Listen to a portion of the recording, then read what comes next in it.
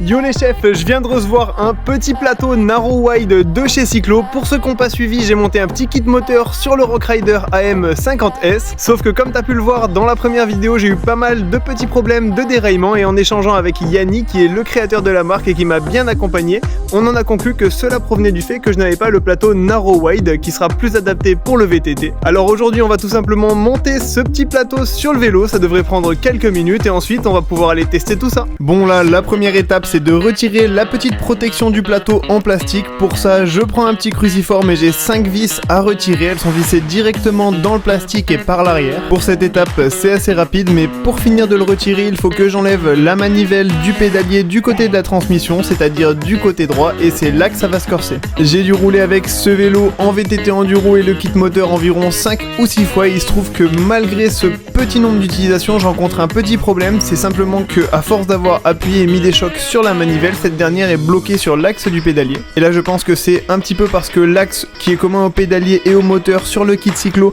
est légèrement sous-dimensionné et n'est pas forcément adapté à cette discipline avec de gros chocs répétés et prononcés, parce que on voit qu'on a un axe avec une forme assez simple qui s'écarte un petit peu des axes que l'on retrouve fréquemment en VTT enduro. Enfin je m'arme d'un petit peu d'huile de coude, j'essaie de tirer dessus, pousser dessus, faire levier avec des cales en bois ou encore des tournevis et ça ne fonctionne pas. Et finalement c'est la manière forte qui va payer. Je vais tout simplement prendre un objet et un marteau pour venir taper sur le pédalier par l'arrière jusqu'à ce qu'il sorte. C'est pas optimal parce que je peux pas vraiment taper uniformément de tous les côtés de l'axe, mais ça suffit pour ce coup là. Bon, c'était pas une partie de plaisir, mais maintenant que c'est fait, je n'ai plus qu'à retirer le plateau et pour ceci je dévisse les 5 petites vis en m'armant d'une clé BTR et je peux tout simplement retirer la chaîne et retirer le plateau. J'en profite évidemment pour faire un petit coup de nettoyage, mais bon, jamais trop parce que j'ai un petit peu la flemme. Et désormais je monte le nouveau plateau Narrow Wide, donc même procédure, je remets les 5 vis avec une clé BTR et j'essaie de serrer au couple.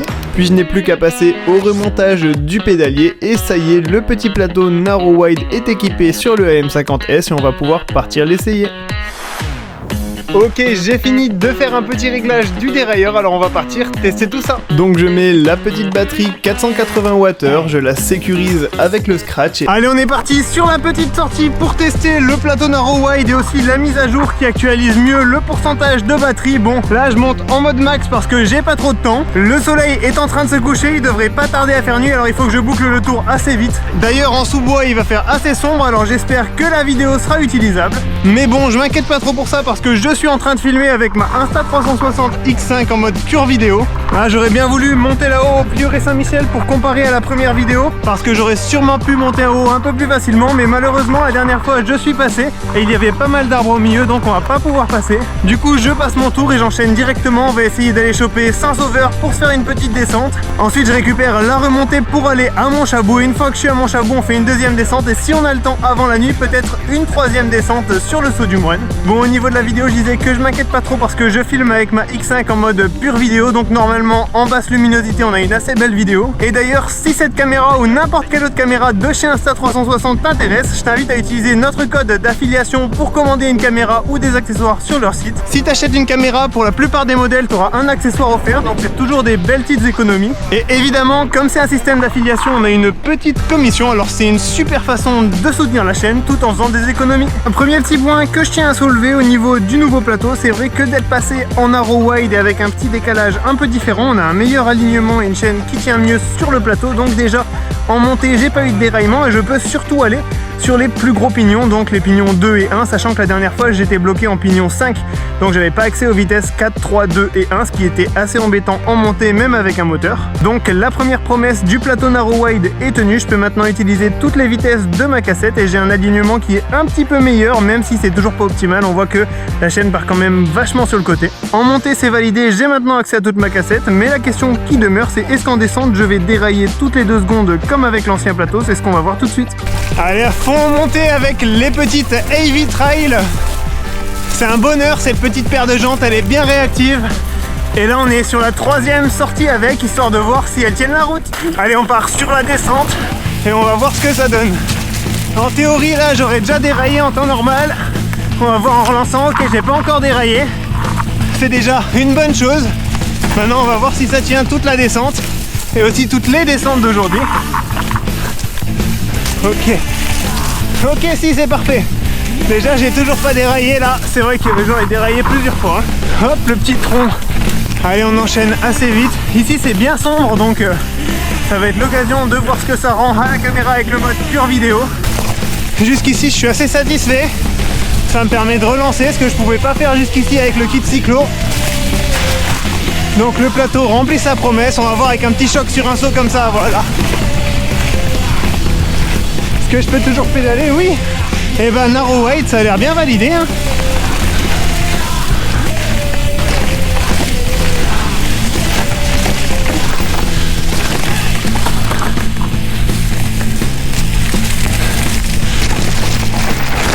Oh, même après ça, alors ça par contre c'est un bonheur. Bon, c'est vrai que c'est le petit plaisir de l'élec. Je suis parti il y a un quart d'heure, j'ai déjà fait 6 bornes. On voit qu'il va bientôt faire nuit, il y a même l'orage qui est en train d'arriver et ça va quand même me permettre de boucler 2 petites descentes. Allez, une bonne petite montée, ça va être une formalité parce que de toute façon je suis en mode boost. Alors je monte un petit peu comme une moto pour être honnête.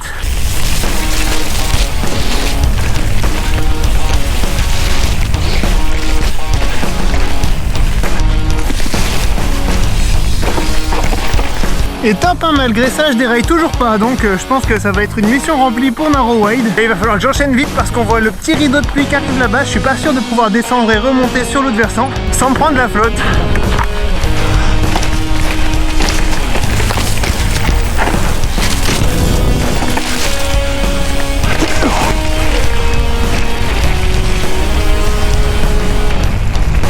C'est vrai que quand on est au-dessus de 25, il fait son petit poids à tirer. Ok, on passe par là, les arbres, un peu proches.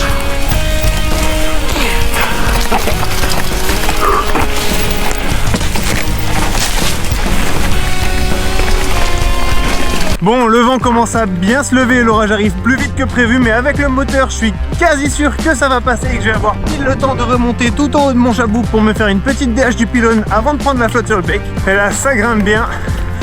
D'habitude en musculaire, je le fais pas ou alors vraiment pas souvent. Et là, ça monte tout seul. En même temps, je suis sur le mode max, donc c'est presque une moto. Je suis en haut de la DH du pylône, j'étais en mode boost, enfin en assistance maximum tout du long et j'ai perdu 52% de batterie pour 13 km et 612 mètres de dénivelé positif, donc c'est quand même pas mal. Il y a une meilleure gestion de l'affichage de la batterie, parce qu'on se retrouve sur quelque chose d'un petit peu plus cohérent avec les résultats qu'on a eu la dernière fois. Et puis on est parti pour la deuxième petite descente et on verra si on a le temps d'aller choper la troisième. En attendant, jusqu'ici j'ai eu aucun problème de déraillement sur les deux montées et sur la première descente, donc c'est plutôt bien parti.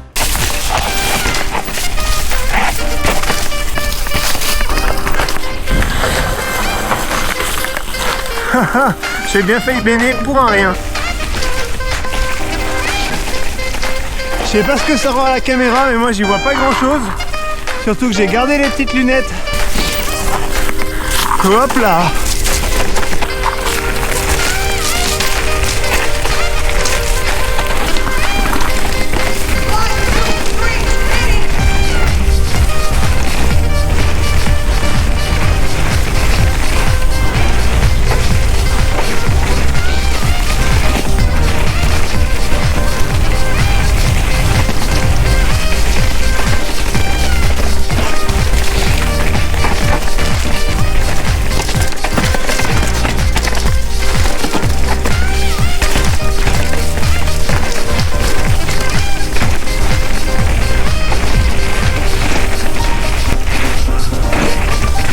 Les gars, on arrive au bout du test de ce petit kit moteur cyclo Power Trail Z8. Ça y est, aujourd'hui, maintenant qu'on a changé le petit plateau pour un plateau narrow wide et qu'on a eu la mise à jour logicielle, j'ai toutes les cartes en main pour vous dire ce que j'en pense réellement. Dans un premier temps, c'est un kit moteur qui est quand même vachement puissant. Il envoie du pâté et c'est un plaisir à rouler en VTT parce qu'il a vraiment de la reprise et il est très réactif. Le plateau narrow wide, pour le coup, c'est la révélation. Il est venu changer mon avis sur ce moteur. Donc au début, j'avais quand même un petit peu de mal avec ce kit moteur parce que je pouvais pas aller sur les 4 plus gros pignons, donc les vitesses 1, 2, 3 et 4, qui sont quand même des vitesses, même quand on est électrique, quand on est dans un gros mur, c'est des vitesses qui sont vraiment nécessaires. Du coup maintenant avec ce plateau, avec un offset un petit peu différent et le format narrow wide, donc narrow wide ça correspond à une dent fine, une dent épaisse pour épouser au mieux la forme de nos maillons de chaîne. Et bien donc avec ces deux changements sur le plateau, il y a un meilleur alignement de la chaîne. C'est toujours pas top quand on va chercher justement les gros pignons parce qu'on voit qu'on a une chaîne qui est quand même vachement tordue. Mais bon, l'essentiel c'est que ça tienne parce que le deuxième deuxième point qui est quand même vraiment super positif, c'est que au-delà d'avoir accès à toute la cassette, maintenant en descente, je ne déraille plus. Parce que le problème que j'avais eu dans la première vidéo et dans les autres sorties que j'ai fait depuis, mais avec l'autre plateau, c'est vraiment ce côté déraillement. À chaque sortie, une descente, c'était un déraillement après peut-être 10-15 mètres, ce qui pouvait être vraiment chiant. Je passais toutes mes descentes en chainless et c'était pas super optimal pour le VTT parce qu'en VTT, on aime bien relancer. Après des sections de descente, on part souvent en montée, on aime bien enchaîner, être dynamique, et là pour le coup, en déraillant à chaque fois, c'était impossible. Et dans une sortie d'une heure, il fallait que je m'arrête bien une quinzaine de fois pour remettre ma chaîne, re-railler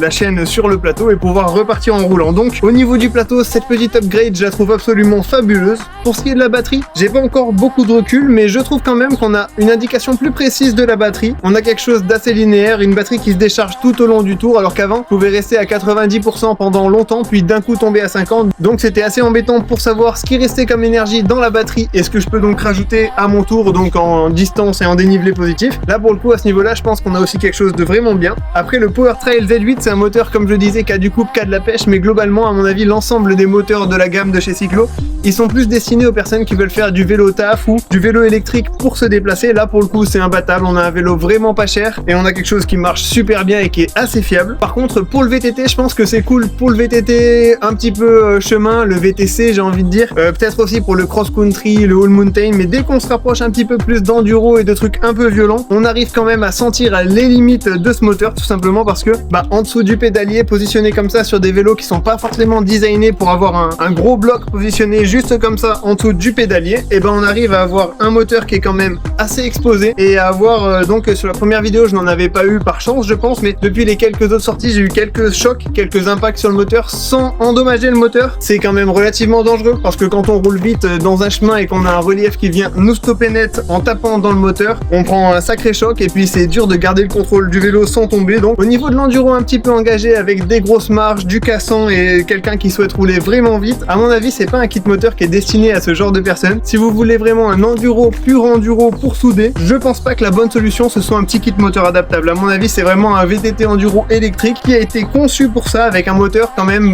vachement moins exposé.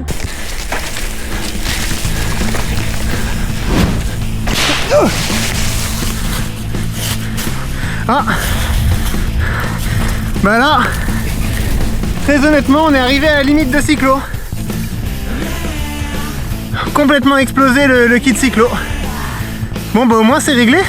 Bon c'est quand même assez dangereux, hein, ça aurait pu bien plus mal finir que ça. Mais si c'est pour faire du VTC, du all mountain, du cross country ou du VTT un petit peu tranquille, je pense que ces petits kits moteurs comme le PowerTrail Z8, qui est quand même vachement intéressant parce qu'il est très puissant, il a la patate, c'est quand même une très bonne solution pour avoir un petit VTT à moindre coût et pouvoir s'amuser dans les chemins. Sur ce les gars, c'est la fin de cette petite vidéo. Je te laisse me dire ce que tu penses du VTT, si tu préfères donc le VTT enduro ou le VTT enduro électrique dans les commentaires. Et si tu as déjà testé des petits kits d'électrification, donc que ce soit de Cyclo ou d'une autre marque, ton avis est le bienvenu dans les commentaires. Évidemment, si cette vidéo t'a plu, je t'invite à lâcher un like et à t'abonner à la chaîne et on se retrouve la prochaine fois pour une nouvelle vidéo.